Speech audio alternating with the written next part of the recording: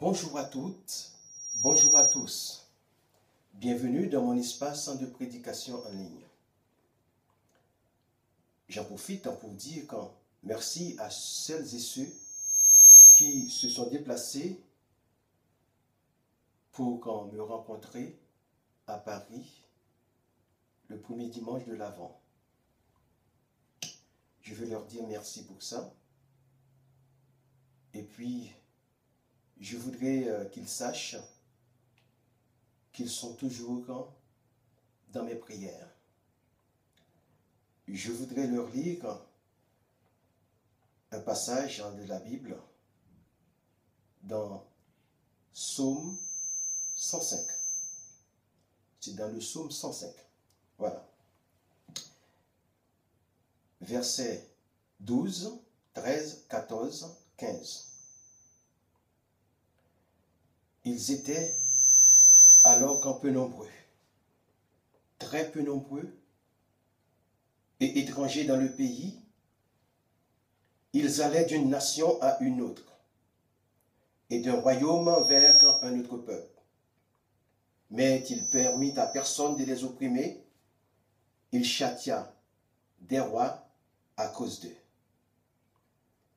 Ne faites pas de mal à mes prophètes, ne touchez pas à mes soins. Je vais vous lire le texte du message que le Seigneur avait mis sur mon cœur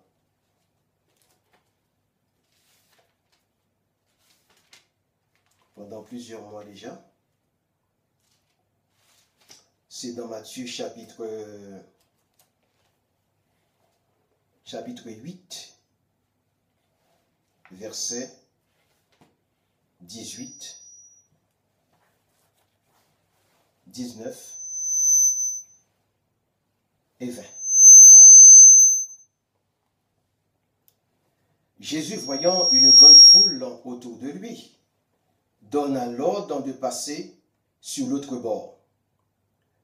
Un scribe s'approcha et lui dit, « Maître, je te suivrai partout où tu iras. » Et Jésus lui répondit, « Les renards ont des tanières, les oiseaux du ciel leur nid, mais le Fils de l'homme n'a pas un lieu où il puisse reposer sa tête. »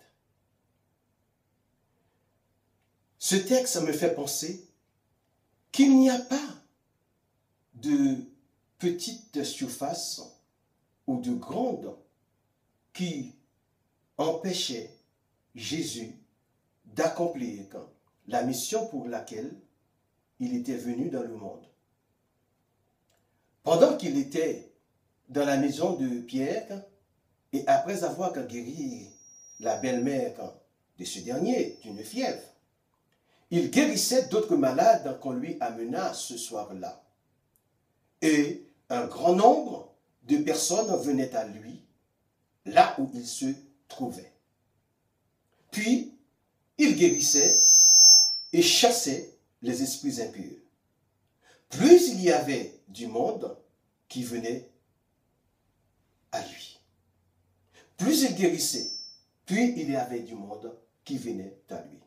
Mais pour une raison inconnue, il demanda à passer à l'autre bord, soit pour éviter les foules qui ont tendance à mal interpréter sa mission, soit parce que l'espace devenait trop petit, d'où la nécessité de passer à l'autre bord, c'est-à-dire dans un espace plus conséquent, de sorte qu'il put continuer à œuvrer ce soir-là.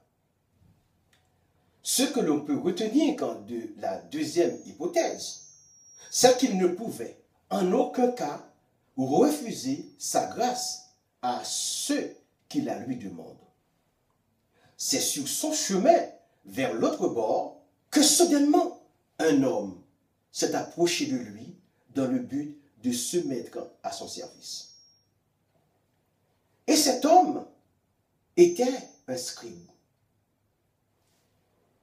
L'histoire ne nous apprend pas par quoi était motivée une telle proposition.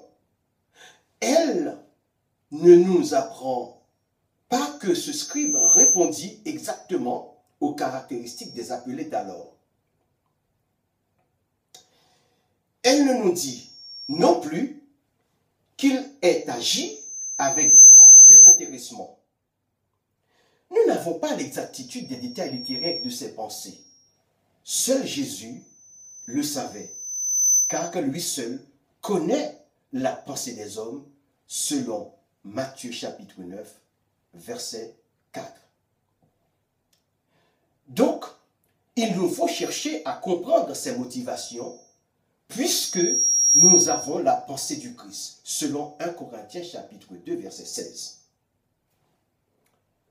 Cependant, il va de soi que cet homme voulait se mettre à la disposition du maître sans savoir ce qu'il attendait ou ce que cela implique vraiment.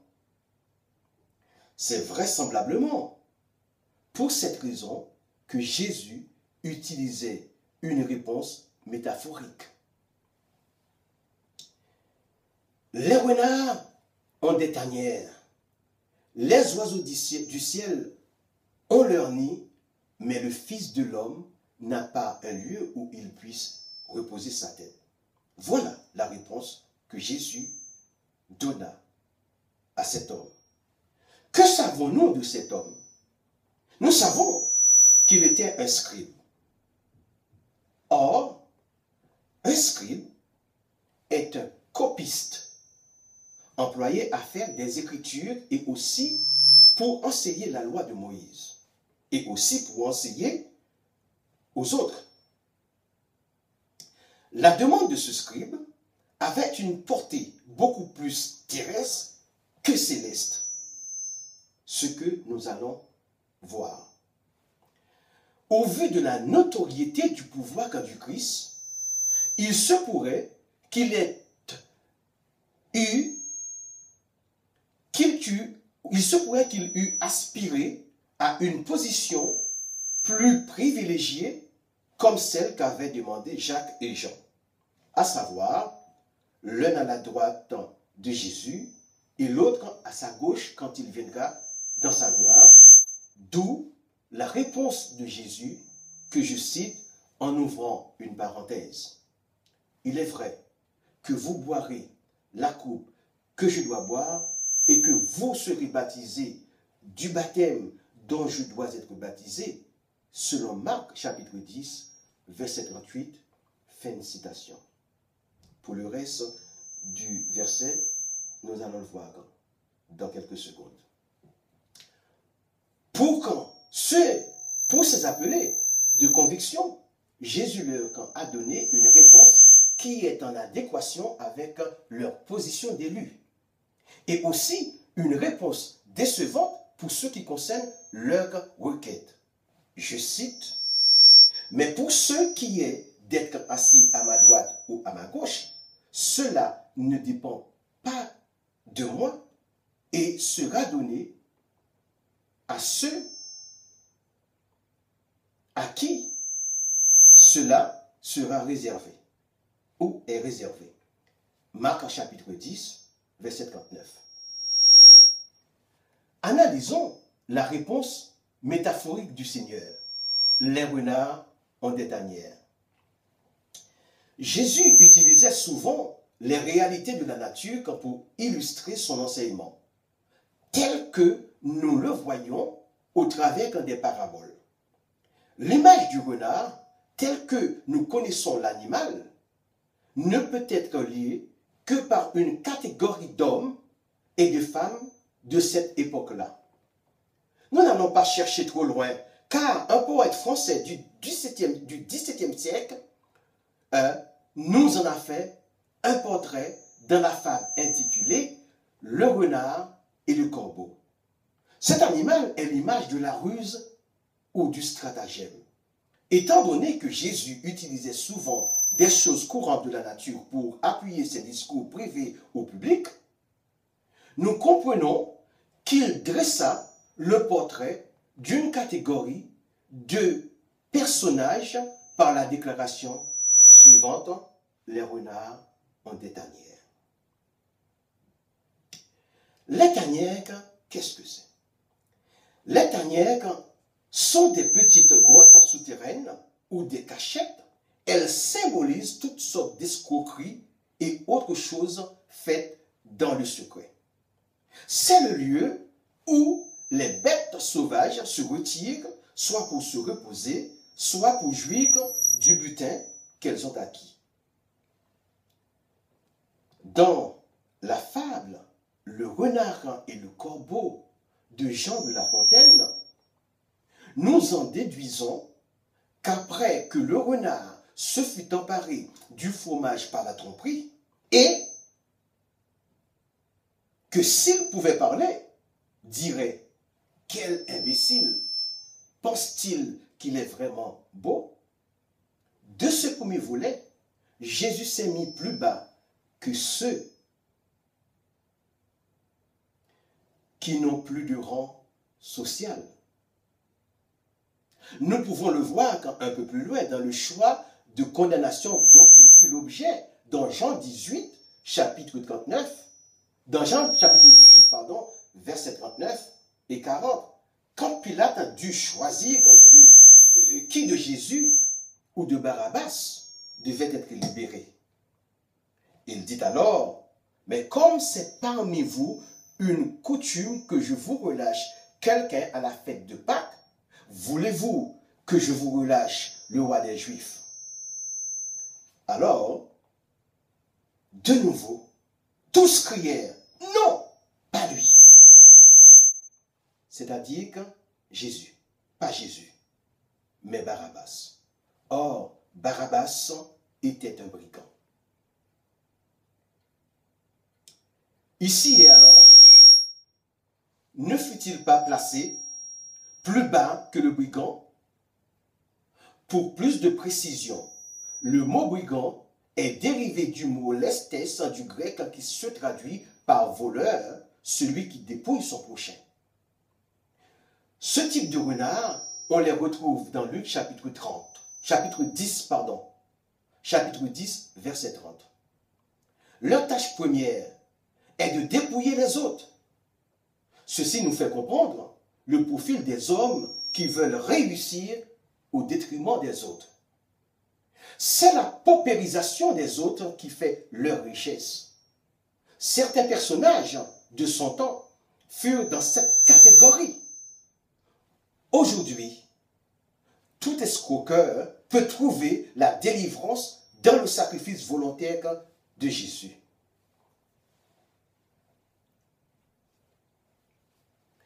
À tous ceux qui sont prisonniers des vices, la mort de Jésus peut leur en rendre la liberté comme celle de Barabbas, le brigand ou le renard.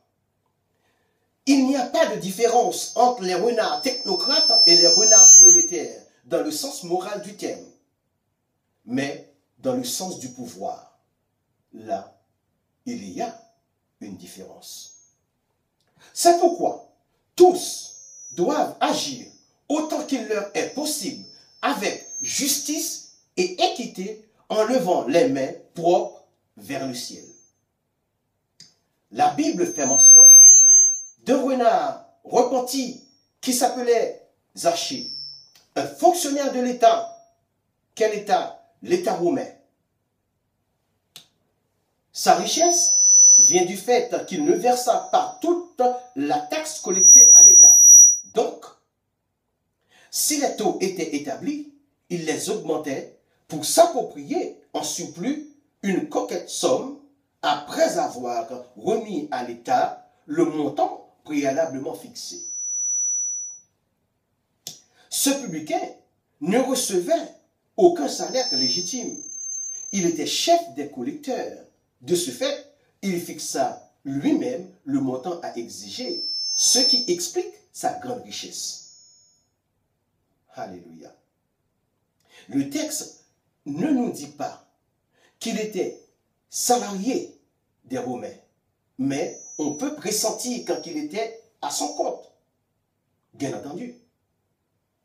Son gain provient d'un salaire qu'il s'est octroyé lui-même, car il dit, si je fais tort de quelque chose à quelqu'un, je lui rends le quadruple.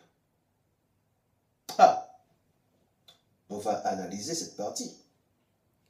Ici, le si ne marque pas une condition, mais laisse sous-entendre une affirmation et peut être remplacée par puisque ou comme je surtaxe au quintuple, je rends le quadruple, qui pourrait être le montant prélevé à tort. Encore, eût-il fallu que les allants et venants qui entrèrent dans la ville et en sortirent avec leurs marchandises voulussent bien demander réparation, chose qui était quasiment impossible. Mais le plus important est que Zachée abandonna l'escroquerie après que Jésus fut entré dans sa vie. Oui, Jésus est celui qui change les vies. Et repentir, c'est changer de mode de vie. Voilà ce que je peux dire du premier volet du verset 20 de Matthieu chapitre 8. Les renards ont des tanières. C'est le premier volet de ce verset. Maintenant, abordons le deuxième volet qui dit « Les oiseaux du ciel ont des nids ». Ici, les oiseaux du ciel sont l'image de ceux qui n'ont pas la capacité de subvenir à leurs besoins naturels et qui arrivent quand même à se construire un abri. Par respect pour autrui, je ne veux pas vous en faire une description. Posons-nous la question, où ont-ils appris à construire leur nid, c'est-à-dire les oiseaux? Car ils n'ont pas été apprivoisés. Et aucun individu ne peut techniquement reconstruire exactement un nid qui a été tissé par un oiseau, à moins qu'un ordinateur en reproduise pour lui le calcul. Par cela, les oiseaux font preuve d'une autodidactie. Jésus dit qu'ils ne sèment ni ne moissonnent. Quand bien même les hommes ont le désir de les nourrir en leur lançant des petits morceaux de pain, ce qu'on voit souvent dans nos rues, parce que ceux qui le font les aiment en tant que créatures divines inoffensives.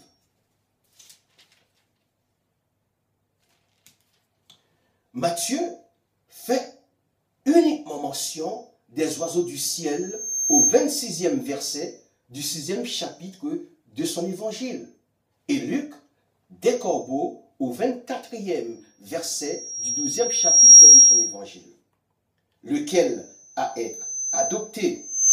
Les deux, évidemment, les deux affirmations sont dites dans les Écritures. Et les Écritures sont la parole de Dieu. Et la parole de Dieu, c'est la vérité. Et la parole de Dieu a été faite chair. Jean chapitre 1er, verset 14. Cette parole, semblable aux hommes. Philippiens 2, verset 7. Et cet homme est Jésus, le chemin, la vérité et la vie. Jean 14, verset 6. Alors que les oiseaux du ciel peuvent se passer des sollicitudes humaines, ceux qui ont besoin obligatoirement de l'aide humaine sont ceux qui sont en captivité, c'est-à-dire les oiseaux domestiques. Un oiseau en cage a nécessairement besoin d'être nourri par celui qui le prive de liberté naturelle. Autrement, les oiseaux avaient été créés pour vivre indépendamment des hommes.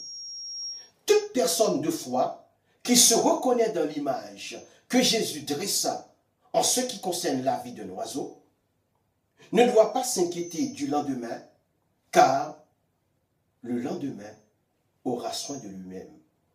À chaque jour suffit sa peine, selon Matthieu chapitre 6, verset 34. Or, celui qui s'assujettit aux vanités que le monde invisible exige de lui est comme un oiseau en cage qui préfère qu'on lui amène des grains en temps et en heure au lieu de prendre son envol pour les trouver là où son Père céleste les a pourvus. La vie d'un oiseau en cage appartient à celui qui le capture et le nourrit. Mais celle d'un oiseau en liberté appartient à Dieu qui le nourrit et lui fait contempler la beauté infinie de la nature. Est-ce votre cas? Êtes-vous un oiseau en cage dont la survie dépend des autres? De cette interrogation ne sont pas concernés ceux qui sont à mobilité réduite. Mon père, étant devenu aveugle, utilisa sa mémoire comme outil de travail pour prendre soin de sa petite famille. C'est le plus bel exemple de courage et d'indépendance que cet homme ait laissé à ses proches et à moi-même. Le tableau descriptif de la pauvreté d'un oiseau est en évidence.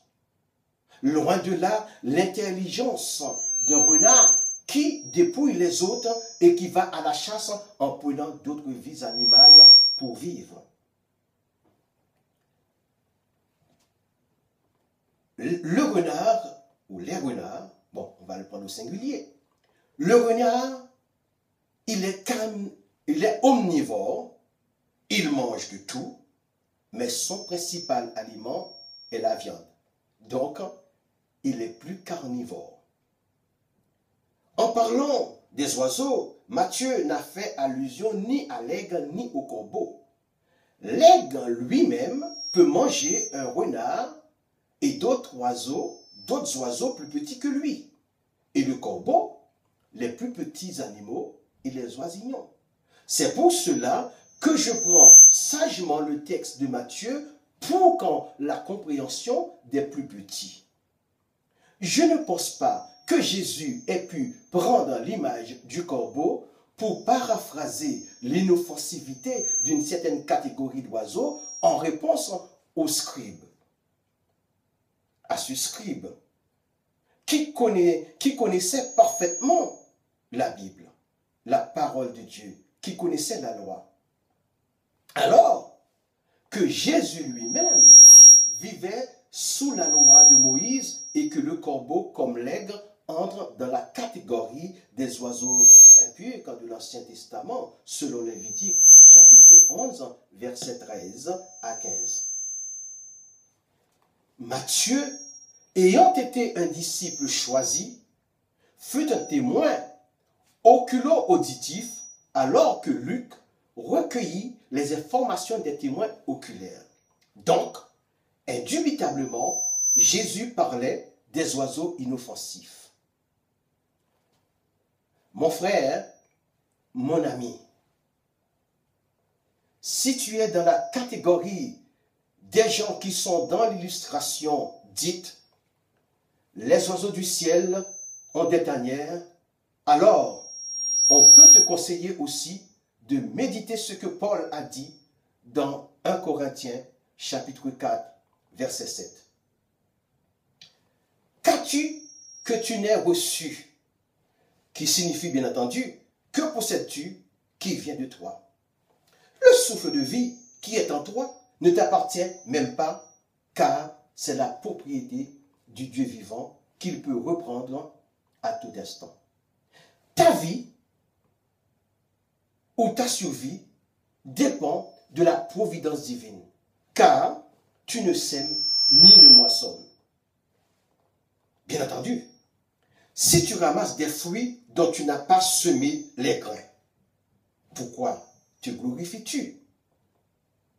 Comme si tu l'avais fait toi-même. Cette affirmation de l'apôtre Paul est quelque peu difficile d'interprétation. Pour l'homme charnel, bien entendu, mais pour l'homme spirituel, elle dégage une vérité très profonde. Pour mieux comprendre cette phrase de Paul, il faut changer la forme interrogative en affirmative. Qu'as-tu que tu n'aies reçu? Alors, on obtient tout ce que tu as, tu l'as reçu. Tu n'as rien. Tu n'as rien reçu qui ne vient de quelqu'un. Rien de ce que tu as n'est donc le fruit de ta capacité. Ainsi, seule la construction aléatoire d'un nid est le fruit de la capacité d'un oiseau. Même à cela, les pailles et les fines petites branches lui sont providentielles. A contrario, l'être humain sème pour pouvoir moissonner. Jésus, en se plaçant plus bas que les renards, plus bas que les oiseaux du ciel, montre que rien de matériel ou de charnel n'est à l'origine de sa mission terrestre, mais céleste. Mon royaume n'est pas de ce monde, dit-il. Si mon royaume était de ce monde, mes serviteurs auraient combattu pour moi afin que je ne fusse pas livré aux Juifs, mais maintenant mon royaume n'est point d'ici-bas. Selon Jean chapitre 18, verset 36.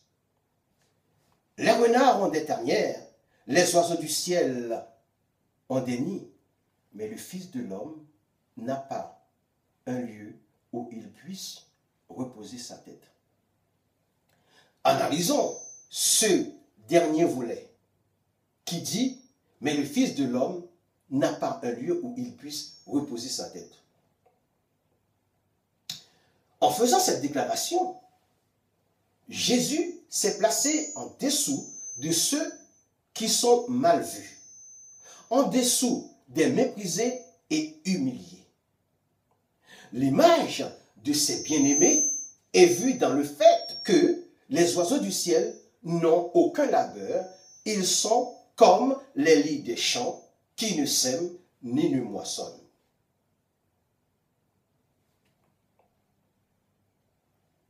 En ce qui concerne la vie terrestre de Jésus, qu'en sait-on? On sait de lui qu'il fut appelé fils d'ouvrier. Il ne posséda ni mobilier, ni patrimoine immobilier. Tout comme les jeunes gens moins fortunés de son temps, il mangea et but sans pour autant qu'il en ait eu le moyen. Dans la pensée qu'il était rejeté par les hommes, beaucoup d'amis pourvoyaient à son besoin matériel. Ici, Jésus laisse un témoignage aux siens, particulièrement aux hommes d'église, pour leur dire que leur richesse n'est pas d'ici-bas, mais dans le royaume de Dieu. Tout vrai serviteur de Dieu doit comprendre qu'il n'a pas été appelé pour être servi, mais pour qu'en servir, non pas pour s'enrichir des biens terrestres, mais pour s'enrichir de ceux d'en haut. Car Jésus ne se faisait pas enrichir et ne vivait pas dans le luxe pendant son ministère, ni pendant sa jeunesse. D'où le Fils de l'homme n'a pas un lieu où il puisse reposer sa tête. Que comprenons-nous dans cette déclaration? Le Fils de l'homme est d'abord en relation avec son humanité. Donc, sur le plan historique, il s'avère que Jésus menait une vie très pauvre, né d'une famille modeste, fils d'ouvrier, selon Matthieu chapitre 13, verset 35. Il est né dans une crèche et dans la pauvreté à Bethléem, petite ville de Nazareth. il n'y avait même pas de place pour ses parents dans l'hôtellerie le jour de sa naissance. Un peu plus tard, il se retrouva en Égypte. Voilà le début des conditions de sa vie terrestre. D'où le Fils de l'homme n'a pas un lieu où il puisse reposer sa tête. La Bible de 66 livres ne nous raconte pas les détails survenus après son retour d'Égypte, si ce n'est celui de questionner les docteurs de la loi et de donner aussi des réponses exactes quand il avait 12 ans. Sauf qu'il croissait dans la sagesse et la grâce. Nous dit Luc, chapitre 2, verset 40. Ce qui doit nous faire comprendre sa position financière est qu'il ne posséda pas la moindre parcelle de terrain. L'Écriture ne nous dit pas qu'il posséda des biens immobiliers, voire même des mobiliers.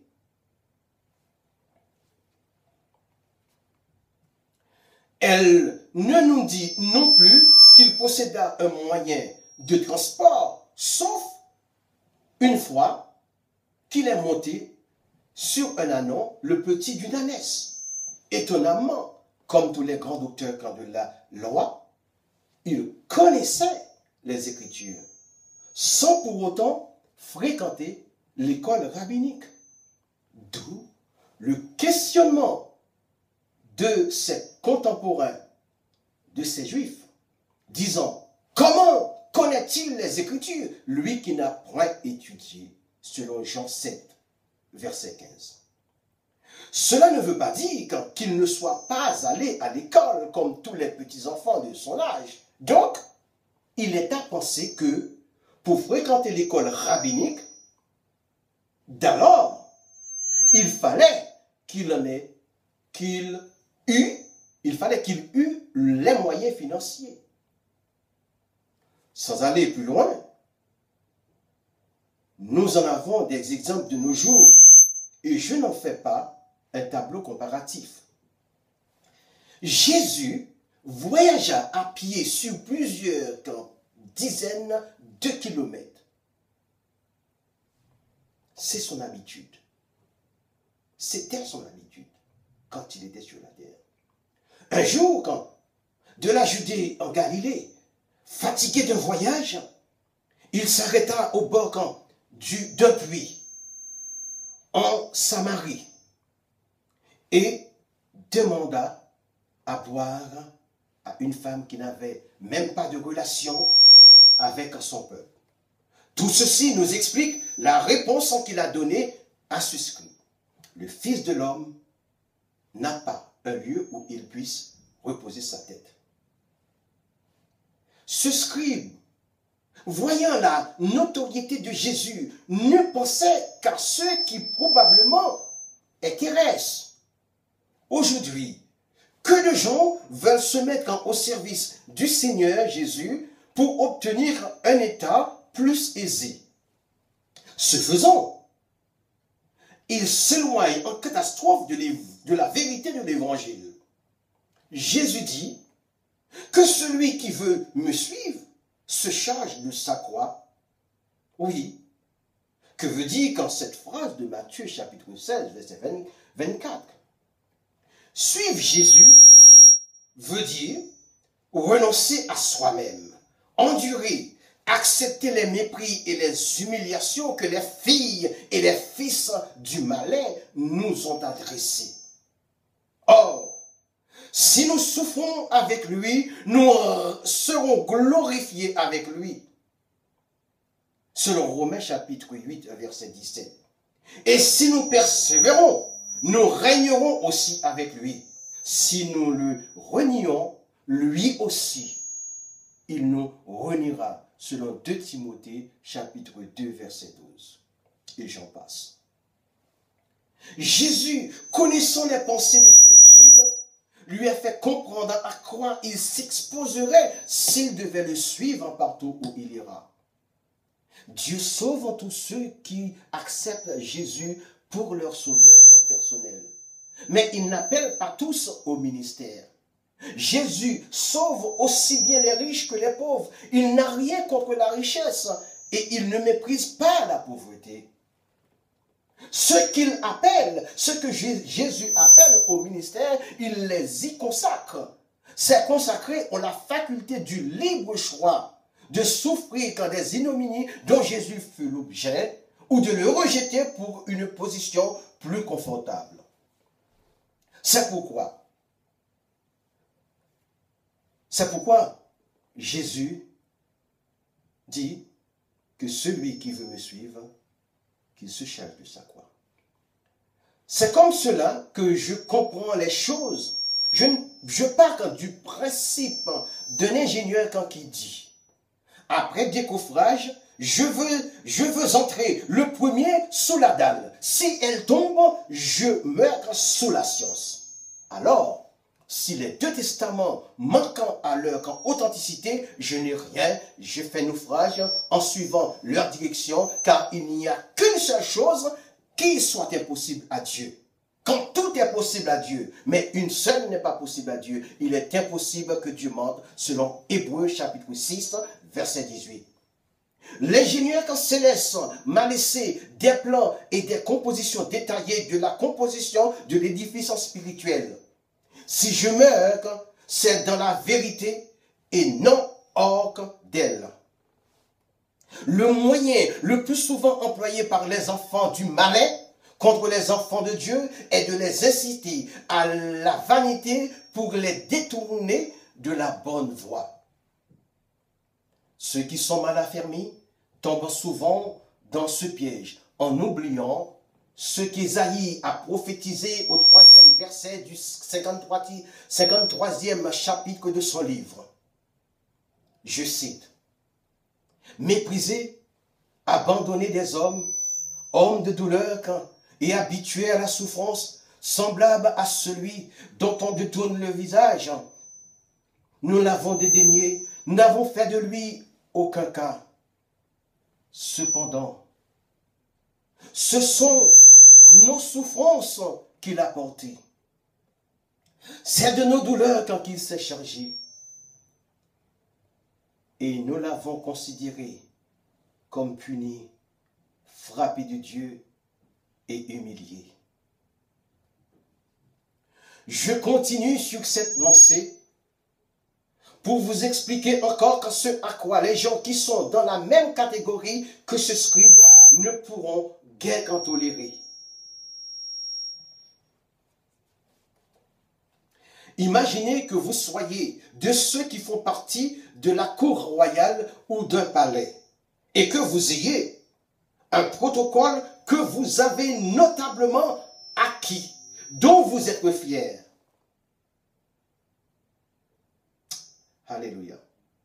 Et que vous arriviez sur le terrain étranger et l'on vous demande de vous comporter autrement. Je dis autrement, pour conserver votre aisance en abandonnant des valeurs. En abandonnant des valeurs. Alors, deux choix s'offrent à vous. De l'un, vous conservez votre situation en acceptant lâchement comme Ésaü. De l'autre, vous êtes réduit à vivre moins confortablement en refusant vaillamment comme Daniel. L'ennemi de nos âmes ne se contentera pas. Il ne se contentera pas seulement de la perte de notre aisance financière. Il sait que cela vous sera égal de continuer votre vie dans la modestie sans en avoir honte, mais il va chercher à vous infliger du mépris, de l'humiliation, de l'abandon et du chagrin qui vont toucher votre âme afin que vous souffririez. Ésaïe 53, verset 3. Si vous n'avez pas la vocation d'homme de Dieu, alors vous abdiquez.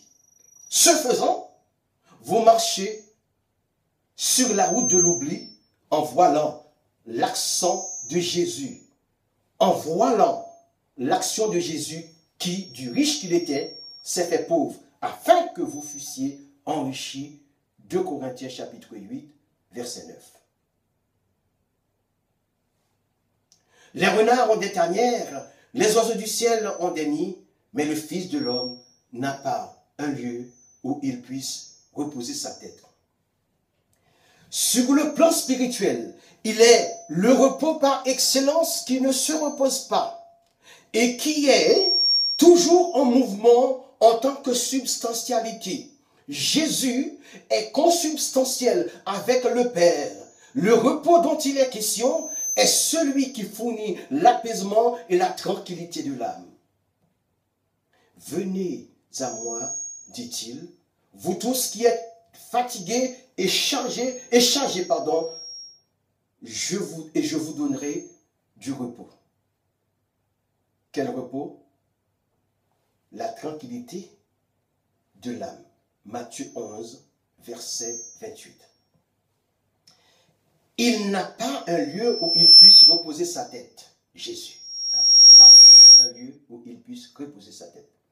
Spirituellement parlant, il ne pouvait pas se tranquilliser tant que la question du péché n'aura pas été réglée sur la terre. Pourquoi? Nous savons que l'esprit n'a pas de corps et que seul le corps a besoin du repos. Nous apprenons qu'à la création, Dieu se reposa le 7e jour. Cela veut dire que ce repos est un aspect de lui-même dont le mouvement a été perturbé par le péché. Si j'étais un savant, je dirais que ce repos est en mouvement sans fin dans la métaphysique, tout comme la foi, elle est métaphysique. Quand nous lisons Colossiens chapitre 1, 16, nous voyons la préposition en, qui est aussi un adverbe de lieu dont le sens est à l'intérieur d'eux.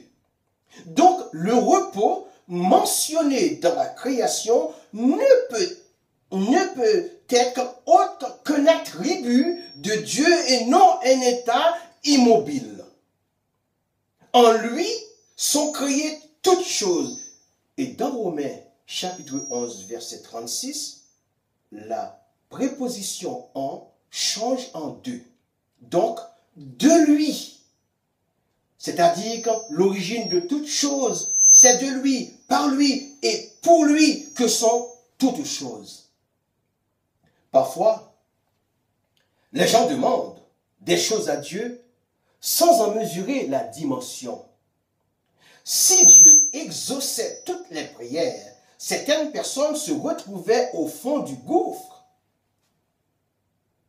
Tant leurs demandes sont dépourvues de précision et de conviction, tant leurs demandes visent à solliciter le mal pour autrui, tant leurs demandes visent à assouvir leurs pulsions charnelles, tant leurs demandes consistent à maudire leurs semblables. Mais Dieu est amour.